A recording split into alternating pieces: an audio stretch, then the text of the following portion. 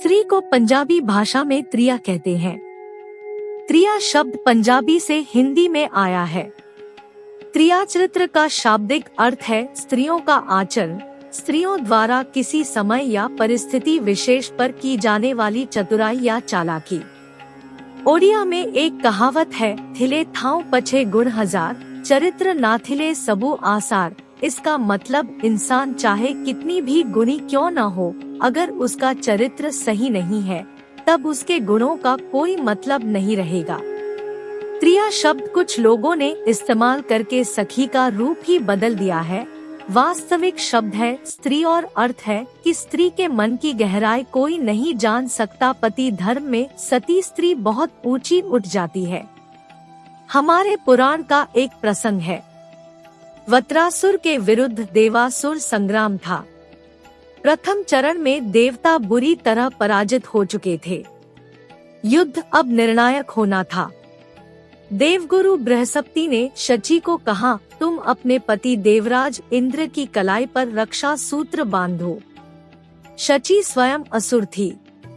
देवताओं को संदेह था कि शची असुरों के खिलाफ ऐसा करेगी। जरा सोचिए कि उस नारी का सत कितना ऊंचा होगा। उसके रक्षा सूत्र से ही देवता उस निर्णायक युद्ध में विजयी हो गए। विश्व इतिहास की पहली राखी एक पत्नी ने अपने पति की कलाई पर बांधी। युद्ध में वत्रासुर मारा गया। तब कहावत हो गई कि स्त्री चरित्रं देवो न जानेति कुतो मनुष्यम। ऋषि अगस्त्य ने विदर्भ के राजा को विवश किया कि वह राजकुमारी लोकमुद्रा का विवाह उनसे कर दे। राजकुमारी विपुल धन संपत्ति लेकर ऋषि के आश्रम पहुंची। वहां अन्य ऋषिकाओं के व्यक्तित्व की हिमगिरी जैसी गरिमा देखी तो स्तब्ध रह गई। सारी संपत्ति दान कर दी। विवाहित होते हुए भी ब्रह्मचारिणी की तरह रही। वेदाध्ययन किया, ध्यान, धारणा, आसन, प्राणायाम किया और वह रूप गर्विता राजकुमारी अब ब्रह्मवादिनी हो गई। उसने वैदिक ऋचाएं लिखी। उसने कहा, ऋषि की कुटिया में भक्ति का नित्य उत्सव होता है और संपत्ति उसकी देहरी पर सिर झुकाए रहती है। जय स्त्री चरितन, अद्भुत यशोधरा। गौतम जब बुद्ध होकर पिता से मिलने गए तो यशोधरा को भी सूचित किया गया। वह बोली, जिस शयन कक्ष में मुझे छोड़कर भागे थे उसी में आकर मिलना पड़ेगा। गौतम ने उसे देखा तो विस्मित रह गए। गृहस्थ योगिन यशोधरा। वार्ता के दौरान उसने कहा, पुरुष अपनी भोगी प्रवृत्ति के कारण दुर्बल होता है। आपने इसीलिए पलायन किया। स्त्री तन से भोगी किंतु मन से योगी होती है। इसी कारण मैं शीघ्र ही स्थिर हो गई। घर में ही भिक्षुणी बन गई। भोग कामनाओं से ऊपर उठ गई। फिर उसने और गौतम की बनी मां महाप्रजापति गौतमी ने भिक्षुणी संघ बनाया। बुद्ध को मठ में स्त्रियों के प्रवेश के लिए सहमत किया। अंततः गौतमी एवं यशोधरा दोनों को आत्मबोध हुआ, वे बोधी हुई। एक अन्य दृष्टांत बादशाह अकबर का समय था। ओरछा के राजा इंद्रजीत की प्रेसी बहुत सुंदर थी और बेजोड़ नृत्यांगना थी। नाम था प्रवीण राय। अकबर ने उसे अपने दरबार में बुलाया तथा उसे खुद के रनिवास में रखने का मंतव्य जाहिर किया। प्रवीण राय प्रखर थी, निडर और सत्य में स्थिर थी। वह बोली, झूठी पत्तल तो मंगते श्वान और कौए के लिए होती है, हिंदुस्तान के बादशाह के लिए नहीं। बादशाह बोला, वाह, खूबसूरती, कला और दिलेरी तीनों एक साथ। वल्लाह, इस मुल्क के राजघरानों में यदि जांबाज औरतों की हुकूमत होती तो हम मुगल यहाँ नहीं होते। उसने प्रवीण राय को बाअदब वापस भेज दिया। ओरछा में प्रवीण का महल आज भी पर्यटन स्थल बना हुआ है। स्त्री के चरित्र का ऐसा गौरव गान उन पुरुषों ने किया है जो खुद महर्षि, ऋषि, संत व महात्मा थे। उन्होंने स्त्री के हृदय में सृजन की शक्ति देखी, मातृत्व का उत्कर्ष देखा, दया, धैर्य, त्याग का विस्तार देखा, अपनी खुशियों के मौन उत्सर्ग की मुस्कान देखी। उन्होंने स्त्री में अर्धनारीश्वर की शक्ति के दर्शन किए, इसीलिए वे नारी को देवापम कह सके। ऋषिका गार्गी वाचकनवी के अनुसार स्त्री तो संपूर्ण अस्तित्व है जिसमें सारे रिश्ते समाये हुए हैं। सृष्टि, प्रजनन और मुक्ति, भोग से मुक्ति उसी में संभव है। एक थी सूर्या सावित्री, उसने विवाह के मंत्र लिखे और पहली बार अपनी ही शादी में खुद ने वे मंत्र पढ़े। वे ही मंत्र पढ़कर आज फेरे कराए जाते हैं। उसने 5000 वर्ष पहले भी स्वयं द्वारा चयनित युवक से विवाह किया था। वह बोली, स्त्री में मानव जीवन का संपूर्ण वैभव है। पुरुष उसकी देह से ऊपर उठेगा तो उसे नारी की ये विभूतियां अवश्य दिखेंगी। इसके विपरीत महान राजा भर्तृहरि ने अपने श्रृंगार शतक में लिखा है कि महिला दिल से काली होती है, इसीलिए उसका मर्दन किया जाता है और उसके जहर को शरीर से बाहर निकलने के लिए ही उसके अधरों का पान किया जाता है। दिलचस्प यह है कि जहाँ साहित्य और संस्कृति में स्त्री जाति का महिमान्वयन किया गया है, वहीं लोक जीवन में ऐसी अनेक कहावतें प्रचलित हैं, जिनके अनुसार स्त्री बहुत ही धूर्त, बेवफा और मूर्ख प्राणी है। एक कहावत में कहा गया है कि स्त्रियों को नाक न हो तो वे गू खाएं। दूसरी कहावत त्रिया चरित्र के बारे में, खसम मार के सकती होए। आधुनिक भारत में स्त्रियों के प्रति यह विद्वेष और मजबूत हुआ है। इसका कारण यह है कि शिक्षा और अवसर पाने के बाद स्त्रियां बड़े पैमाने पर ऐसे रोजगारों में उतरी हैं जो पुरुषों के लिए आरक्षित माने जाते रहे हैं। इस तरह पुरुषों के लिए अवसर कुछ कम हुए हैं।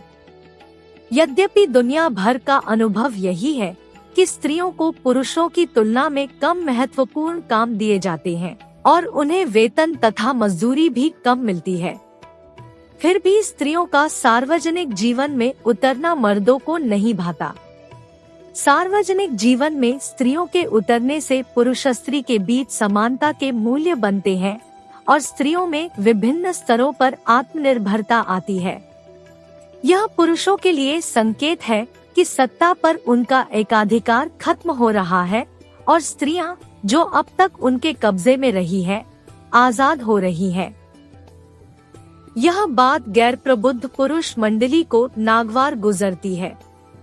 मुख्यतः यही कारण है कि महिला आरक्षण विधेयक पुरुष प्रधान भारतीय संसद में पारित नहीं हो पा रहा है। पश्चिम में जहां स्त्रियां काफी हद तक आजाद हो चुकी हैं, ऐसे प्रमाण नहीं मिलते कि वे बड़े पैमाने पर डायन हो चुकी है। उनमें से अनेक हिंसा कर रही है और परिवारों को बर्बाद कर रही है, यह तथ्य है। लेकिन यह साबित होना बाकी है कि स्त्री का वास्तविक रूप यही है। सभी समाजों में स्त्रियां अधिक मानवीय दिखाई देती है। शायद प्रकृति ने उन्हें ऐसा बनाया ही है क्योंकि इसके बिना वे संतति परंपरा को आगे बढ़ाने की जिम्मेदारी का निर्वाह नहीं कर पाती। हमें यह नहीं भूलना चाहिए कि पुरुष भी वैसे बनाए गए हैं जिस रूप में वे उपलब्ध हैं। अर्थात एक ही संस्कृति एक खास तरह के पुरुष और एक खास तरह की स्त्रियों का निर्माण कर रही है। फिर भी इसी संस्कृति में गौतम बुद्ध, ईसा मसीह और गांधी जैसे पुरुष पैदा होते हैं और कैकेयी, तिशरक्षिता तथा फूलन जैसी स्त्रियां त्रियाचरित्रं पुरुषस्य भाग्यम दैवो न जानती कुतो मनुष्य, मतलब पुरुष के भाग्य और औरत के त्रियाचरित्र को देवता भी नहीं समझ पाए तो मनुष्य क्या है। इसी त्रियाचरित्र के सहारे तो भगवान विष्णु ने समुद्र मंथन के बाद राक्षसों से मोहिनी बन अमृत छीन पहले देवताओं को पिला दिया था। इसी त्रियाचरित से मेनका ने विश्वामित्र की तपस्या भंग की थी। इसी त्रियाचरित्र की वजह से तो कैकेयी राजा जनक की चहेती थी और इसी त्रियाचरित्र को दिखा उसने राम के लिए वनवास और भरत के लिए राजपाट मांगा था। दुनिया में औरत को सिर्फ एक काम के लिए समझा गया और इसीलिए लोक मर्यादा की रक्षा के लिए उसको अग्नि परीक्षा देनी है, वो तो ठीक है कि मुझे कोई शक नहीं, पर दुनिया कुछ न कहे इसलिए। और अगर ऐसा है तो वो कौन सा देश है या लोग जो बताते थकते नहीं, ये देश भाई बहनों का है। अगर आप कोठे पर जा रहे हैं तो भला आपके चरित्र में क्या दोष, पर लड़की के चरित्र में तो दोष आ ही जाता है। वैसे त्रिया चरित्र का मतलब क्या है? क्या ये औरत का चरित्र नहीं कि पूरे घर को खाना खिलाकर खुद भूखी सो जाती है? क्या यह त्रिया चरित्र नहीं कि जब वो सुबह उठती है तो आप सोते रहते हैं और जब रात में आप सोने जाते हैं तो वो सारा काम निपटाया करती है? क्या ये भी त्रिया चरित्र नहीं जब आप रात में नींद में डूबे होते हैं तब वो रात में जगकर कभी आपके बच्चे को दूध पिला रही होती है या फिर उसका मौल मूत्र साफ कर रही होती है? या फिर त्रिया चरित्र का मतलब यह भी नहीं कि घर के अलावा नौकरी करने वाली त्रिया कभी भी अपने ऊपर अपना ही पैसा नहीं खर्च कर पाती? अगर ये सारी बात आप त्रिया चरित्र नहीं मान रहे तो सच क्या नहीं कहते? आखिर आपके भाई हरिश्चंद्र तो सत्य के पुजारी थे। कहिए कि आपको सिर्फ जनमानस में त्रिया चरित्र देखने की आदत नहीं लत पड़ गई है। सच बताइए, जब आप शराब पीकर एक महिला के करीब जाते हैं तो क्या आपको बर्दाश्त करना उसका चरित्र नहीं है? जब आप उसको अपनी जलती सिगरेट से जला देते हैं और वो रात के अंधेरे में घुटकर जी जाती है और आप अपनी भूख शांत कर सो जाते हैं, तो क्या ये भी त्रिया चरित्र नहीं है? जब 7 फेरों के बाद आप उसको सिंदूर के पंजीकरण के नाम पर रात दिन मारते हैं, हिंसा करते हैं और वो कर्ज में डूबे अपने माँ बाप का ध्यान करके नरक को सहती है, तो क्या ये त्रिया चरित्र नहीं है?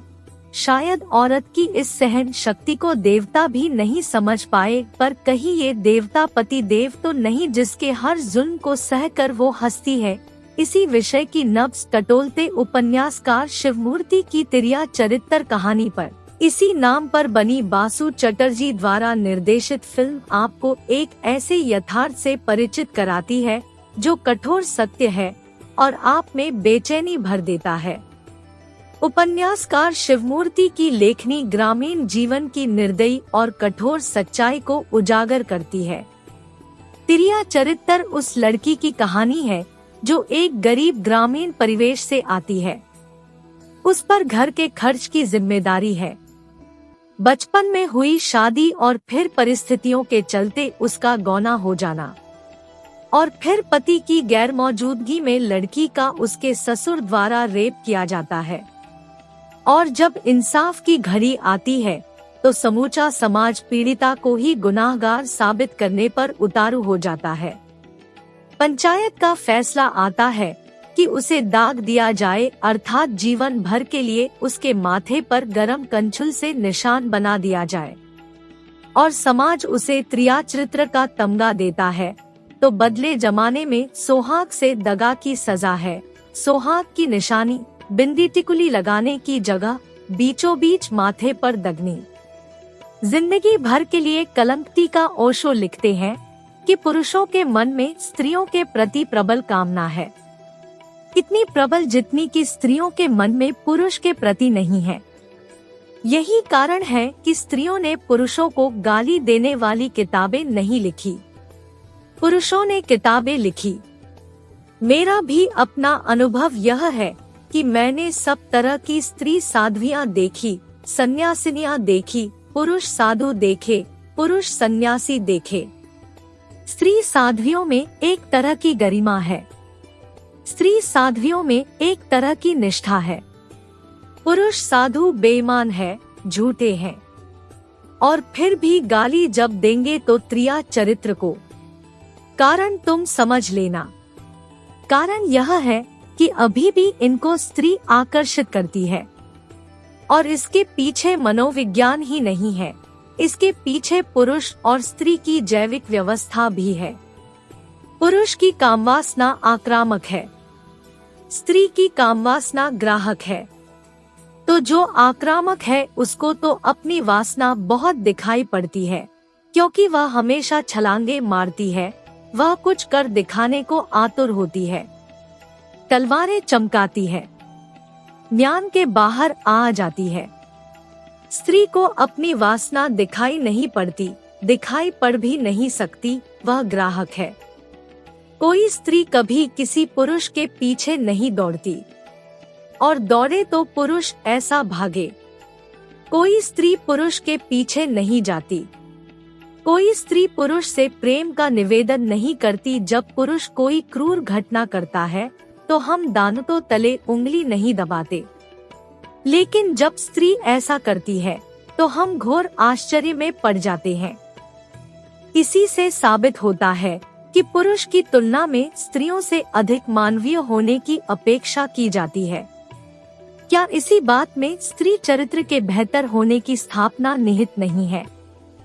आखिर कोई तो वजह है कि अब तक कोई स्त्री हिटलर, मुसोलिनी, स्टालिन या माओ नहीं बनी। इसका यह उत्तर पर्याप्त नहीं है कि स्त्रियों को पर्याप्त राजनीतिक सत्ता नहीं मिली है। जवाब यह भी दिया जा सकता है कि स्त्रियों के हाथ में पहले सत्ता तो दीजिए, फिर देखिए क्या होता है। हो सकता है कि स्त्री पुरुष के बारे में परंपरागत मान्यताएं ध्वस्त हो जाएं। हो सकता है व्यवस्था में सुधार आए। जो भी हो, निवेदन है कि पुरुष की तरह स्त्री को भी वैसा बनने का हक दीजिए जैसा वह होना चाहती है। एक वर्ग आजाद हो या नहीं, इसका फैसला करने वाला दूसरा वर्ग कैसे हो सकता है?